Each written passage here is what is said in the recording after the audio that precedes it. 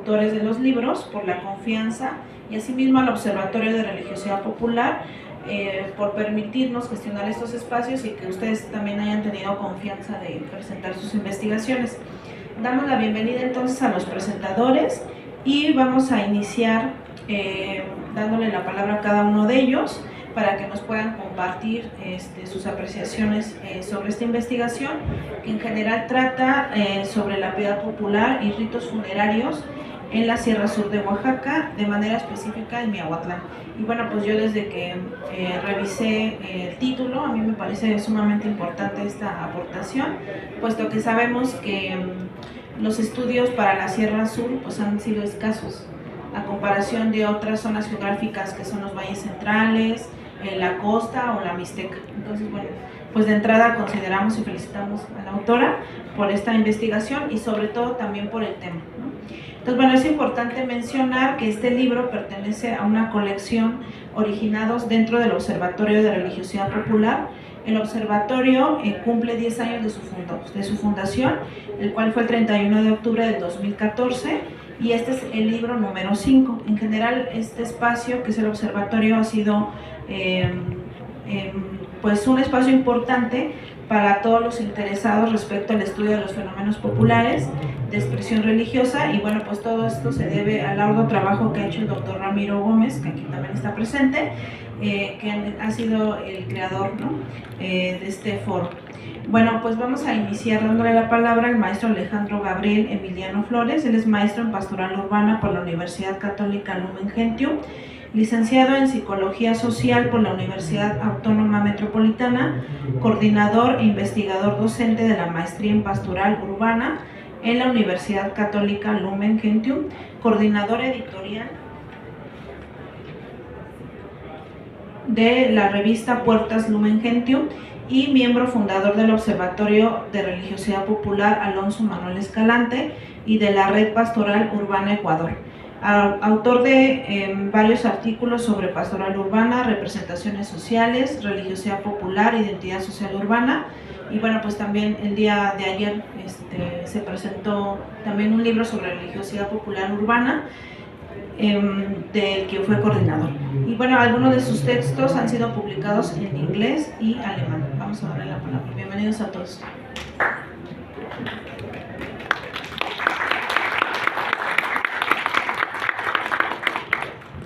Muchas gracias, buenas tardes. El libro que estamos presentando, Mis Hermanas las Ánimas, tiene un código QR para que ustedes lo puedan descargar, está allá afuera. Ustedes toman el QR y pueden ingresar gratuitamente, bajarlo para que lo puedan leer, lo puedan profundizar. Déjenme comentarles si veo algunos jóvenes por aquí, niños, y pues yo traía una presentación, la verdad, pero la voy a modificar por justamente a las generaciones más jovencitas. A veces uno se enfrenta a un libro y no se imagina lo que está detrás. Hace unos momentos en uno de los libros encontraba una frase y me pareció totalmente ad hoc para este momento. Dice así: estoy hablando solo cuando escribo. A como soy, ajusto, mido y borro. Pero a la hora en que me leas, sabrás que cuando hablaba era contigo y que no era yo solo. ¿Por qué digo esto? Porque justamente el libro Mis Hermanas las Ánimas dice muchísimo. Sería terriblemente corto decir yo algo más sobre ello y me atreveré más bien a contextualizar. Me toca ser el coordinador de la maestría en Pastoral Urbana en la Universidad Lumen Gentium, y allí se estudia teología y teología en línea, y la autora Carla Tello era alumna de licenciatura en línea y se acercó en alguna ocasión para decirme que le asesorara en su tesis, y le dije que si estaba de acuerdo tenía que trabajarle mucho y que si le iba a entrar, que era en serio, que no íbamos a estar jugando para no perder el tiempo, ni el suyo ni el de ella. Y me dijo sí. Yo me sorprendí, entonces dije ok, vamos a darle, me gusta. y me presentó su tema. Y al igual que la maestra Laura, me pareció muy importante, no solo porque fuera de Oaxaca, sino porque, y de la región que no tiene tantos estudios, sino porque conjuntaba la parte de la religiosidad popular que decimos con la pretensión pastoral. Finalmente, regreso, mi campo es la pastoral urbana, y lo que pretendía, y lo dice el libro, es retomar la gran tradición de Oaxaca, especialmente en Miahuatlán. ¿Para qué? Para que pues, las autoridades eclesiásticas no vieran ciertas actividades como de segunda mano, por ahí arrumbadas, y me pareció fabuloso. Entonces nos pusimos a trabajar, ella siempre muy disciplinada, se comprometió, empezó a entregar todo eso y la verdad es que me asombró. Conozco Oaxaca, me encanta Oaxaca. Si yo pudiera irme a vivir a otro lado después de la Ciudad de México sería Oaxaca. Y entonces me va presentando y fuimos profundizando. Me sorprendió todo lo que yo no sabía. Me sorprendió la manera también en cómo fue retomando el rezo de difuntos en Oaxaca, especialmente en esta zona de Miahuatlán. Y cómo fue escudriñándole, fue escarbándole, fue casi una arqueología en estos rezos de difuntos, lo que ella le denomina jaculatorias, responsos, y que se hacen allá.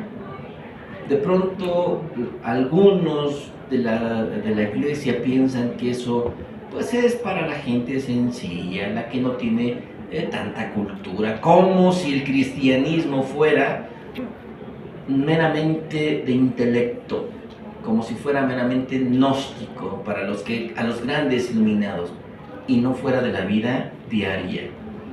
Y entonces al escudriñar todo eso, la doctora Carla lo que hace es justamente decir, no es cierto, esto viene desde muy antiguo y conjunta por un lado la parte prehispánica y por otro lado esto que los primeros evangelizadores con su gran humanismo querían transmitir. ¿Para qué?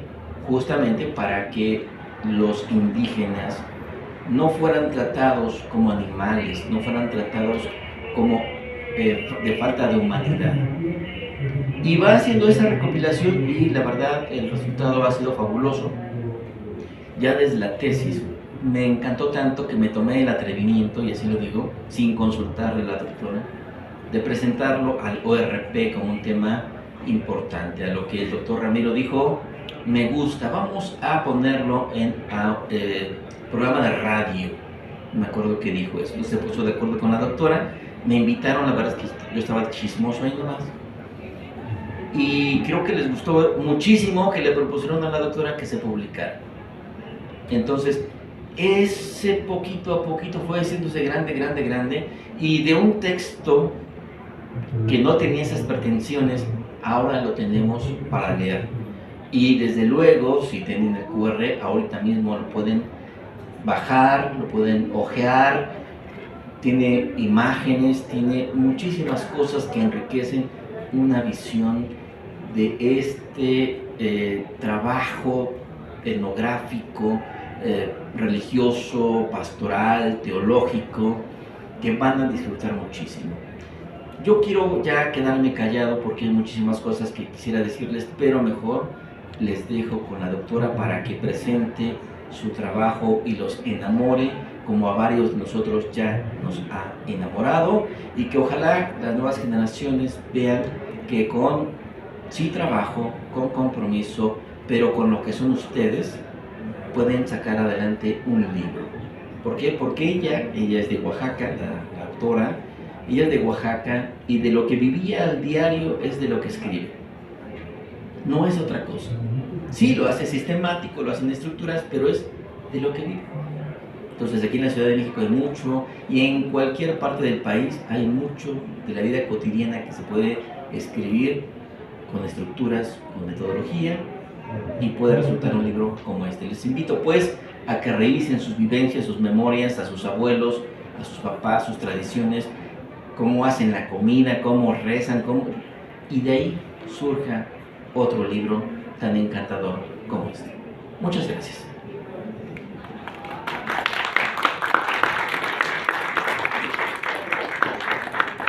Muchas gracias, le damos al maestro Emiliano y bueno, vamos a darle ahora la palabra a la autora del libro, la doctora Carla Esmeralda Tello Ortega. Ella es licenciada en Biología por el Instituto Tecnológico del Valle de Oaxaca, licenciada en Teología por la Universidad Católica Lumen Gentium, realizó sus estudios de maestría y doctorado en la Facultad de Medicina y Cirugía de la Universidad Autónoma Benito Juárez de Oaxaca, en el programa de Biomedicina Experimental. Ha asesorado 8 tesis de especialidad y subespecialidad médica y actualmente asesora 2 tesinas de teología. Ha participado como ponente en congresos nacionales e internacionales y dentro de su experiencia docente cuenta con una larga carrera de 13 años frente al alumnado de educación media superior y superior. Actualmente radica en la Ciudad de México, en donde es docente de la Escuela Militar de Medicina. Bienvenida. Muchísimas gracias, muchas gracias maestra Ana Laura, maestro Alejandro, y gracias a todos ustedes por acompañarme en este día, gracias por sentarse aquí a la mesa con su servidora para poder compartir. Quiero antes de iniciar, pues sí, darle el reconocimiento y el agradecimiento muy profundo en mi corazón. Por una parte, a nuestro querido director del Observatorio de Religiosidad Popular y también al maestro Alejandro Emiliano. Él dice que por intromisión, yo digo que más bien él es mi andamio, mi vehículo, y que junto, en comunión, en comunidad hemos podido trabajar de una manera muy hermosa, porque sí debo reconocer que sí sentí miedo cuando el maestro Alejandro Emiliano toqué las puertas de su oficina y le pregunté si quería ser mi asesor, porque yo lo admiro desde entonces y desde antes y desde siempre, lo veo muy alto, ¿no? Y muy grande, entonces para mí resultaría un honor poder ser su asesorada, ¿no? A sabiendas de que pues sabía que era una persona estricta, que le gusta que las cosas se realicen bien. Entonces con miedo y titubeando llegué a su puerta y entonces sí, él me dijo, claro, si quieres, pero no cualquiera me aguanta el ritmo, ¿no? Si quieres, pero vas a tenerle que echar ganas. y si me vas a hacer perder el tiempo, dímelo de una vez, ¿no? Entonces yo quiero agradecerle a él por esa sinceridad, por esa apertura, y porque era lo que yo estaba buscando en realidad, ¿no? En realidad no es como que alguien me haya obligado a ir a buscarlo, sino que uno se identifica, ¿no? A veces existen estas almas espejo, parientas que se buscan, ¿no? Entonces, en su afán de la excelencia y de la perfección, pues era básicamente lo que yo quería buscar y que encontré en él, y que le agradezco por conectarnos con el Observatorio de Religiosidad Popular, con la Universidad Intercontinental. Entonces, pues quería hacer este agradecimiento, este reconocimiento por toda la comunidad que ha trabajado para poder realizar esta investigación. Y ahora bien, entrando en materia, pues como ya lo mencionaba la maestra Ana Laura, pues nosotros estamos, gracias a Dios, pues compartiendo parte de este 10º aniversario del Observatorio de Religiosidad Popular. Me siento muy honrada de poder formar parte de este aniversario, y lo hacemos con este libro titulado Mis Hermanas las Ánimas. Ya en un par de ocasiones le han preguntado a su servidora de por qué del título, y precisamente ahondando sobre el título de la obra, que se llama Mis Hermanas las Ánimas, pues quisiera compartirles e iniciar con esta breve reflexión, esta presentación. Quisiera compartir de lo que nosotros somos, de, como decía el maestro, lo que vivimos cotidianamente, y que muchas veces por estar distraídos por las cuestiones de la vida, de las labores, de las ocupaciones, muchas veces no ponemos mucha atención. Y entonces este tema de recordar a las personas fallecidas o que han perdido de alguna manera la vida, nos invita a acercarnos un poco a nuestra fragilidad, a quienes somos, a lo que somos, a nuestra debilidad, un tanto hacer un memento mori para tener presente la fragilidad de nuestra vida, nuestra condición humana. Y entonces les decía, quisiera yo iniciar esta reflexión de esta manera, ¿no? Pensando en que muchas veces nosotros, cuando tenemos a alguna persona que perdemos desafortunadamente y que duele en el alma y en el corazón, nosotros imaginamos que esa persona a quien amamos está un abismo entre esa persona y nosotros, que jamás volveremos a ver a la persona. Nosotros imaginamos entonces que es todo en la vida, que una vez que uno ve esa caja de cenizas que nos entregan, o cuando uno ve que el féretro va bajando, ahí termina todo. Y entonces este libro, con la aspiración de querer sentarse a platicar, a dialogar, a compartir con todos, porque creo que todos tenemos a alguien a quien amamos que ha partido terrenalmente de este mundo, ha sido la misión, el objetivo y el deseo de querer compartir que así como la sangre nos hace hermanos con los hijos de nuestros padres, así también el espíritu que se nos ha infundido en el corazón nos hace hermanos con la iglesia purgante y con la iglesia triunfante, que quienes han perdido la vida en realidad siguen siendo y siguen corriendo por las venas de nuestra alma y de nuestro espíritu, el mismo espíritu, porque nosotros provenimos de aquel quien es todo, quien es la plenitud, quien es el amor completo, quien es la eternidad. Y entonces un gramo de esa eternidad, de ese amor y de esa plenitud es tomado para depositarla sobre cada uno de nuestros cuerpos físicos carentes y débiles, pero que al final del día el Señor nos libera de ese cascarón que nos aprisiona y que se enferma y que duele. Nos libera nuevamente para volver a ser plenos y volver a ser eternos y volver a estar junto con quien amamos ahora en espíritu, y que el espíritu es mucho más pleno que lo corpóreo. Y entonces este libro tiene, les decía hace un momento, por función el recopilar un poco de lo que las comunidades indígenas de Oaxaca, particularmente de la Sierra Sur, que tienen unas raíces ancestrales, han tenido en su corazón, que han tenido y que han desarrollado a lo largo de su vida, y cómo todo esto se va uniendo, se va hilando, se va entretejiendo para darnos luz, para darnos esperanza, la esperanza que en la iglesia se nos intenta hacer llegar a nuestros corazones, y que muchas veces les digo, por las cuestiones, obligaciones, dificultades, trabajos, se complica un poco poder realizar. Este trabajo de investigación lo realizamos entonces en Oaxaca, Oaxaca bello, Oaxaca hermoso, que está constituido de 570 municipios. Mi amado Oaxaca, que es el estado con mayor número de municipios, mayor número de lenguas indígenas en todo México. Contamos con 11 lenguas maternas, de las cuales tienen cada una sus respectivas variantes, siendo que son 176 las variantes que proceden de las lenguas maternas existentes en Oaxaca.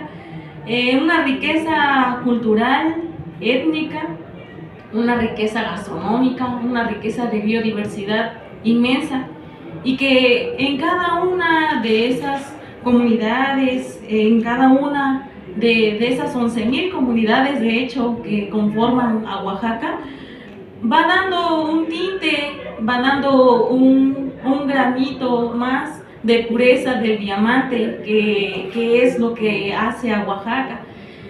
Oaxaca, compuesto por 8 bellas regiones, cada una caracterizada por su clima, por su gastronomía, por su diversidad biológica, tanto vegetal como animal. Hoy quiero invitarlos a que caminemos un poco por la Sierra Sur del estado de Oaxaca. Quiero que acompañen a su servidora de raíces zapotecas a pasear un rato por la Sierra Sur. La Sierra Madre del Sur, tan bella, tan hermosa, tan grande, tan fuerte, que sostiene a los pueblos de la sierra en las dificultades naturales, en las catástrofes.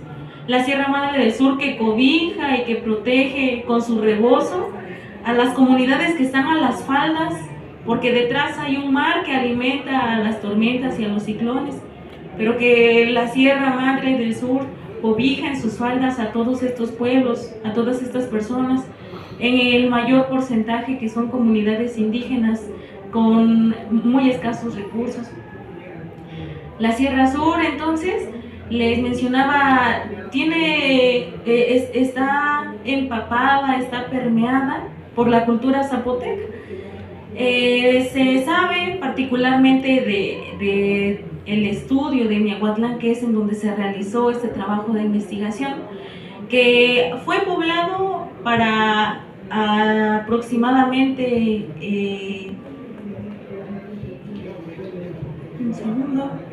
en la segunda fase de la extensión de Monte Albán, en el siglo II a.C. Entonces, los grupos zapotecas que habitaban la región de Monte Albán, en la segunda expansión que tuvieron, llegaron a Miahuatlán, que en ese entonces pues era el reino de Peloponnitsa. Una vez que llegaron ahí, entonces se establecieron, desarrollaron sus actividades, básicamente de agricultura. Y en este pequeño punto que les muestro en la diapositiva en la esquina superior izquierda, ese distrito que está dentro de la región de la Sierra Sur, se enmarca el contexto en el que se desarrolla esta obra, este libro. En este Miahuatlán quisiera compartirles, por número de habitantes podría llamarse ciudad, supera por un poco los 50,000 habitantes que requiere un lugar para ser llamado ciudad, pero esos 50,000 habitantes no viven en zonas densas pobladas, sino que son las casas bastante esparcidas. Entonces, estrictamente por el número de habitantes se podría llamar ciudad, pero por la densidad poblacional continúa siendo un pueblo. Yo digo que es mi pueblo el grandote, porque en realidad es un pueblote nada más.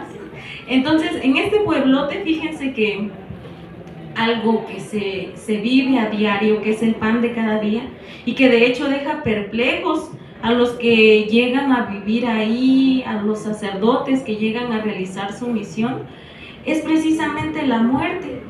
La muerte es una realidad muy viva y muy cercana para Miahuatlán. No hay día de Dios que no haya misas de difuntos en Miahuatlán. Se han juntado hasta de a 5, de a 6 difuntos en un solo día. Les comparto en el libro algunos porque mueren y otros porque los mueren. Mi Miahuatlán tan bello y tan mágico, que es tan mágico que desaparece vidas, ¿no? Y podría parecer algo como bastante gracioso o a chascarrillo, pero pues igual aprovechando esta presentación, yo quisiera hacer este llamado de paz, de justicia, este llamado a la oración por la paz de mi pueblo, de mi comunidad, en la que apenas, por ejemplo, antier en la madrugada arrebataron la vida de una pequeñita de 13 años que fue a vender chicharrines a un baile. Entonces, les digo, es una realidad muy tangible. La vida de Miahuatlán gira en torno a la muerte, la comida, la bebida, el qué hacer de cada día. En la agenda del qué hacer de cada día del miahuateco siempre está un rezo de un novenario, de un cabo de año, de un entierro, de un velorio, de la visita a quien acaba de fallecer. Es el pan de cada día, la muerte en la vida del miahuateco. Y entonces, enmarcando en este contexto, les decía, se desarrolla este libro. Su servidora, desde los 10 años, hace 21 años, ha tenido la dicha y el honor de ser rezadora. A mí me nació el deseo de aprender a rezar desde que tenía 6, 7 años, y me le pegué a las abuelitas rezanderas que sabían rezar, y entonces aprendí a hacer las oraciones, las jaculatorias que se rezan por los difuntos.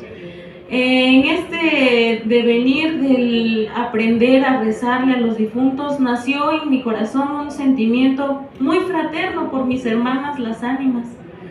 El acudir ante un féretro de una persona que acaba de fallecer, el poder acompañarlo en su camino al Camposanto, permitió hacerme ver y hacerme sentir cercana, muy cercana a mis hermanas las ánimas, el poder compartir esta necesidad de ellas por la oración y necesidad mía para conectar y contactar y orar por ellas, el sentir cómo el dolor de los familiares, el dolor propio de la servidora rezandera, disminuía con cada Ave María, con cada Padre Nuestro, con cada jaculatoria, con cada responso. El sentir como esas oraciones servían como medicina para poder aliviar el espíritu, fue lo que me hizo, les digo, enamorarme de esta parte del poder conectar con ellas. Y esta raíz, esta tradición, les decía, va mucho más allá de mis cortos 21 años que llevo como rezadora. Analizando el contenido de las tumbas de Monte Albán, que les digo es tierra zapoteca en donde habitaron para entonces los zapotecas, se encuentran precisamente vestigios y el reflejo como si fuera un espejo del antes, de 2000 años antes de Cristo, y de la hora 2000 años después de Cristo. Se observa entonces en las urnas de los ritos mortuorios de los zapotecas que para ellos era muy importante la guelaguetza, el poder compartir, el poder dar a las personas con las que se habitaba entonces, y que esas personas con las que se habitaba cuando alguien fallecía también de manera recíproca compartieran las semillas, los frutos de lo que ellos cultivaran. Entonces este registro que se tiene de cómo la comunidad zapoteca juntaba con su amor y con el esfuerzo de la frente, con el fruto de sus manos, que cosechaban ese amor vuelto granos de café, ese amor vuelto chocolate, ese amor vuelto comida y bebida, para poder aliviar de alguna manera el corazón y del sentimiento y la pérdida de las demás personas. Entonces, hoy en día en Miahuatlán, les decía, pues es algo con lo que se ha continuado y que se ha preservado. Es una bella tradición, es la religiosidad popular, en la que cuando uno fallece, llegan a compartir cada una de las personas que ha querido al doliente y a la persona que ha fallecido, llegan en filas largas como ríos de gente, con sus kilos de azúcar, de aceite, de manteca, quien no lleva su pollo, su guajolote, quien no comparte su mezcal, el vino incluso, quien no económicamente aporta a la familia, porque es un aliciente para la familia el saber que no debe preocuparse por ir a hacer las compras, porque ya todos se lo están llevando a la casa con mucho amor. Y el hecho de saber que por tradición se festeja la muerte de alguna manera, porque hay que dar de desayunar, de comer y de cenar a las personas que acompañan al velorio, a los 9 días, al entierro. Hay que compartir si la persona está desapegándose de su trabajo para ir a acompañar en el momento de duelo. La familia doliente retribuye entonces ese acompañamiento a través de la comida y de la bebida. Entonces, les digo, esta bella tradición de poder acompañar nace precisamente de aquí. Les decía entonces que es un banquete, es un compartir, a la misma persona que fallece, se le pone el plato de comida de lo que sea que se haya preparado y se le va a dejar su almuerzo y su comida y su cena, y uno acarrea también su plato de comida en torno al féretro para poder compartir con esta persona, para aprovechar los últimos momentos de estancia terrena, para poder acompañar y disfrutar y darle de un poco de lo que fue para él su vida, ¿no? De lo que fue su alimento. El chocolate, el pan, los tamales, el mole de guajolote es parte de este compartir, de estas mesas. No nos extrañamos entonces que a la 1, 2, 3 de la madrugada se nos está sirviendo nuestra pierna de guajolote en un plato enorme, y los panes de yema y los tazones de chocolate. Y uno no desprecia, ¿no? Tiene que compartir con las personas, con los familiares. Y fíjense que no existe carencia económica, se borran los límites, se diluyen los límites de lo que se requiere, de lo que se tiene, de lo que hace falta. Todos esos límites no existen, porque en ese momento, en el momento de la muerte terrena, es lo que más abunda, es lo que sobra.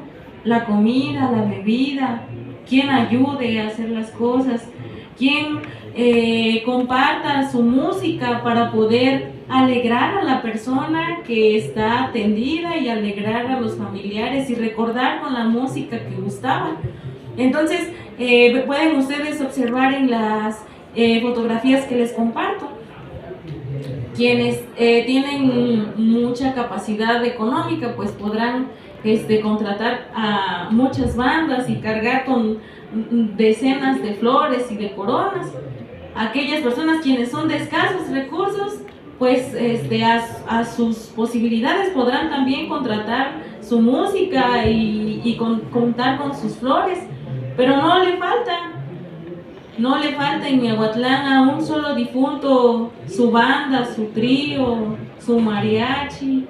No le faltan sus flores, no le falta ese sentirse acompañado, por más mendigo que haya sido, por más mendigo que haya sido, a nadie uno puede tener la certeza y la seguridad que cuando uno vaya camino al Camposanto habrá música de tamboras y de tubas acompañando, ¿no? Y haciendo un poco menos el pesar de la familia. Una vez que se llega entonces al Camposanto, pues la persona es enterrada con los pies viendo hacia el nacer del sol, hacia el nacer del amanecer. Esta práctica de poder enterrar viendo hacia la nacida del sol es precisamente, viene de ahí, ¿no? De esa esperanza del sol que nace de lo alto, esa esperanza de la resurrección, ese poder estar frente a frente y cara a cara del nacimiento de la vida nueva y de la vida eterna, que al nacer el sol nace nuevamente con ellos la esperanza de la vida. Cuando se completan los 9 días se lleva una cruz como la que ustedes observan en la imagen de la izquierda, derecha para mí, izquierda para ustedes. Se lleva una cruz, y entonces esta cruz se reúnen las personas a las 4 de la madrugada en casa de la persona que ha fallecido, y entonces se reza durante media hora, 1 hora en casa de la persona, para que a las 5 de la mañana se esté saliendo de la casa camino al Camposanto. Entre las 5:30, 6 de la mañana estamos llegando al panteón con la cruz, con el polvo y las flores de la cruz, y entonces se deposita nuevamente junto a donde fue sembrado el cuerpo de nuestro hermano, de nuestra hermana, y nuevamente retomamos esta parte de la esperanza, del deseo del nuevo despertar, del despertar para Dios y para la vida eterna. No es afán de querer desmayanar a las personas el quererlos citar a las 4 de la madrugada, sino que tiene su sentido y su raíz en querer evocar a esta esperanza, de recordar en ese momento de la muerte de la persona que no termina ahí todo, sino que existe la esperanza de que el sol nazca de nuevo y brille para las personas, para nosotros mismos, quien es la luz perpetua. Les decía hace un momento, se va a dejar las flores y el polvo de la cruz. ¿Qué es la cruz? Para el pueblo de Miahuatlán, para el pueblo de la Sierra Sur en general, la cruz es un elemento fundamental y sumamente importante. La cruz es un tapete de flores, de hojas, de acerrín pintado, de polvo pintado. Esa cruz se realiza todos los días durante los 9 días. Cada día la familia se pone de rodillas para hacer la cruz de su familiar, cada día con una imagen diferente, con el santo que era devota la persona, con imágenes de propiamente la cruz, de la hostia, de un corazón, lo que Dios le dé a entender a cada una de las personas, de los dolientes. Y entonces, en estas velas, en estas ceras, en estas flores, los familiares entregan a la persona que ha fallecido nuevamente el fruto del esfuerzo de su trabajo. En todas estas flores, en todas estas ceras, se devuelve un poco, por una parte, la ofrenda de amor a quien se ha perdido en vida, y se entrega otro tanto de esta ofrenda a Dios, porque es a Dios a quien se le entrega la ofrenda del fruto de la tierra. Y entonces, les decía, cada día se arma esta cruz. Cada día desde la mañana ven ustedes a los familiares haciéndola, para que en la noche, cuando se termina el rezo del Santo Rosario, los padrinos de la cruz la puedan recoger, la puedan levantar. Y entonces, en este levantar y recoger y quitar las ceras y quitar las flores y quitar la cruz pintada, acompaña a este rito mortuorio una serie de oraciones que por cada región de Oaxaca va siendo diferente. Cada una le da su tinte, su toque. Pueden ser más o menos. Entonces, particularmente en la Sierra Sur del estado de Oaxaca, es una lista infinita de oraciones las que se le rezan particularmente a la cruz. Además del rezo de los 5 misterios, al terminar la letanía, se hace el rezo de las jaculatorias y los responsos para poder levantar la cruz. ¿Y por qué tiene tanta importancia la levantada de la cruz para Miahuatlán, que ha desarrollado tantos rezos que datan, según dice el archivo histórico de la parroquia de mi pueblo, desde los primeros 200, 300 años de historia de vida de la iglesia? Ya se cuenta con esos libros de rezos, de oraciones para la cruz de los difuntos. Entonces, cuando nosotros en el trabajo de investigación hicimos este análisis de los responsos y las oraciones que se dicen para poder bendecir a la cruz, viéndola como un instrumento de salvación, viéndola como el símbolo de nuestra esperanza, como la bandera del amor de aquel de quien venimos, en quien somos, nos movemos y existimos, y a quien volvemos. En esas oraciones entonces se centra esa fe y esa confianza, y muchas de esas oraciones tienen esta parte: ánimas hermanas mías, perfectas en caridad, ánimas hermanas mías, que en el purgatorio estéis y grandes penas paséis, ánimas hermanas mías, que me acompañan en la vida, ánimas hermanas mías, que han participado ya de la promesa, ánimas hermanas mías, que ahora viven para Cristo. Entonces, todas estas oraciones se integran y acompañan el levantamiento de la cruz, porque se intenta evangelizar el propio pueblo a sí mismo, se autoevangeliza y aliviana el dolor de los dolientes a través de recordar que esa alma sigue siendo mi hermana y que sigue acompañándome y que ahora ha conseguido la promesa de Cristo de que quien muere en Él no muere, sino que tiene la vida eterna. Entonces, la función de todas estas oraciones, que ojalá ustedes me dieran la dicha y el placer de poderlas leer y poderlas interiorizar, esa es la función que tienen, el poder devolverle a los familiares y a los dolientes esa esperanza y ese amor por la voluntad de Dios, esa aceptación por la voluntad del Señor.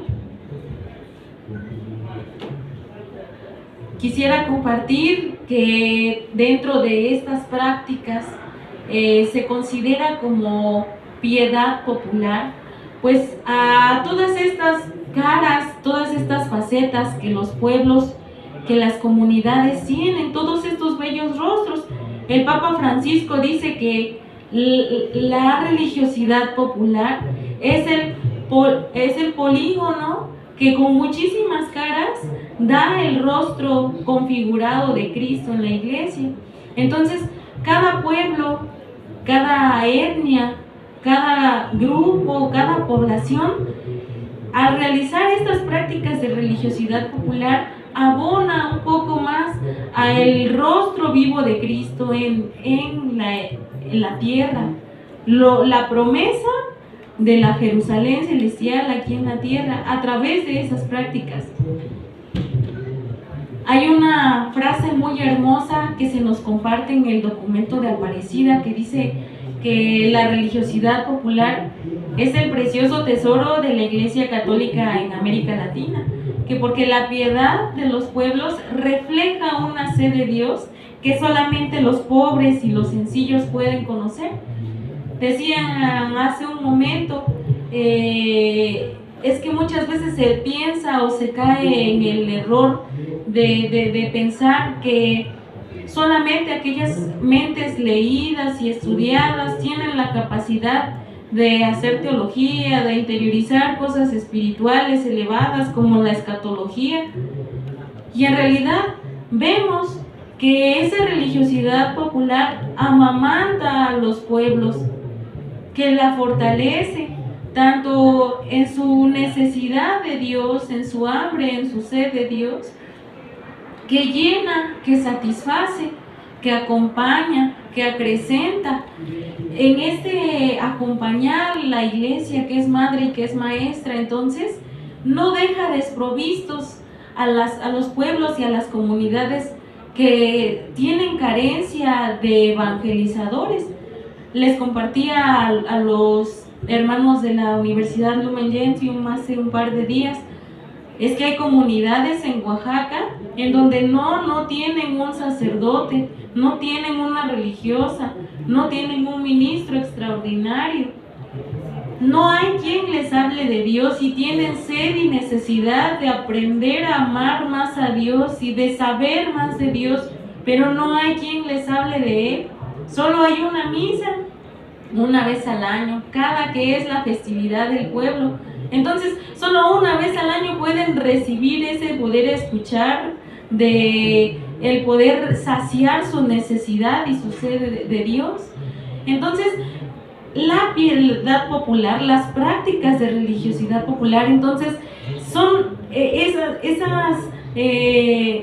todas esas cosas que acercan y que permiten a las personas de estas comunidades poderse satisfacer y poder alimentarse y poder sostener su vida espiritual. La vida espiritual que allá es muchísimo más marcada que en las ciudades, que en las grandes metrópolis. Les decía que en las metrópolis y en las grandes urbes el ruido de afuera es mucho, abruma. Los trabajos, los quehaceres, los compromisos, el horario laboral, los ires y venires apagan, hacen pequeña la vida espiritual de las personas. Pero en esas comunidades en donde no existen oficinas, en donde no existen edificios, en donde no hay horarios laborales, porque el horario laboral lo marca la salida y la entrada del sol, lo marca el hambre del estómago. En esas comunidades en donde no se escuchan claxons, en donde no se escucha tráfico, porque no hay carros, porque no hay calles, ahí la vida espiritual cobra terreno. Y entonces las personas de las comunidades rigen su vida en ese sentido, en el sentido en el que hay muchísima más predominancia. Y entonces buscan su refugio y su alimento y su comida, que lo material se los provee la tierra hermosa de la Sierra Sur, que da lo que se siembre, que si siembras manzanas, peras, café, piñas, lo que sea que siembres te nace. Eso no es una preocupación. La comida la hay, las gallinas para que den los huevitos los hay.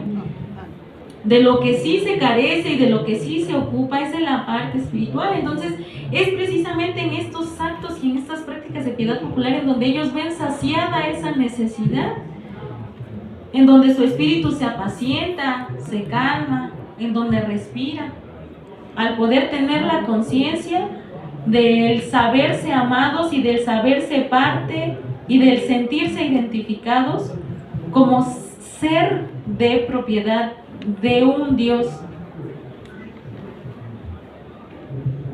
Si nosotros esto lo cotejamos con las Sagradas Escrituras, podremos ver que no es algo alejado, que no es algo cerrado, que no es algo ajeno a la vida de la iglesia.